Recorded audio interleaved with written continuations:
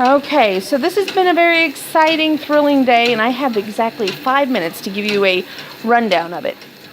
At lunchtime, my grandma let me know that she was going out to the nurse practitioner at family practice, at which time the nurse practitioner sent them over to the hospital emergency room, and they got there about 3 o'clock. Grandpa was very mad because he did not have lunch, and they were going to have lunch after they went to see the doctor.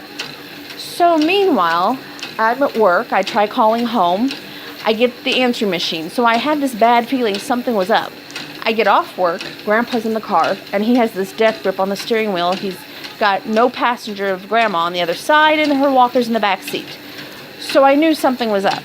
On the way out there, he explained that the nurse said, "You don't have time to go eat. You have to go straight out to the emergency room."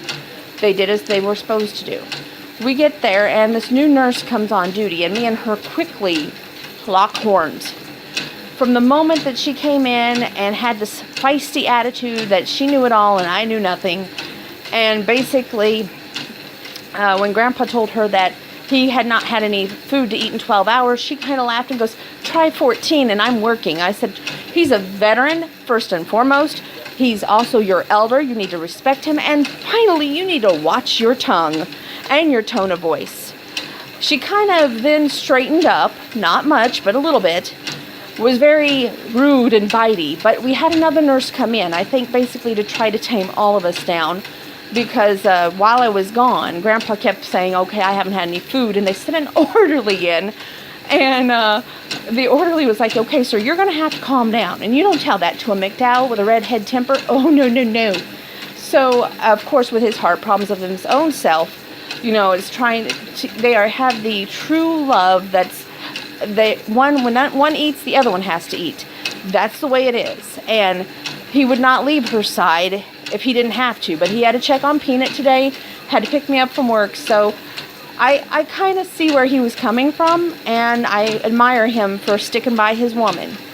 And I admire Grandma for sticking by her man. But long story short, Grandma got to come home.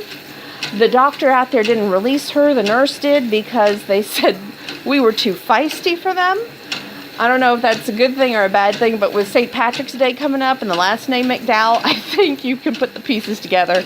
Anyway, I wanted to say that Grandma's home. She's got severe bronchitis. She's on the erythromycin, the prednisone, and the breathing machine. Sound familiar? So let's pray that once we get her healed and over this, that it leaves the household.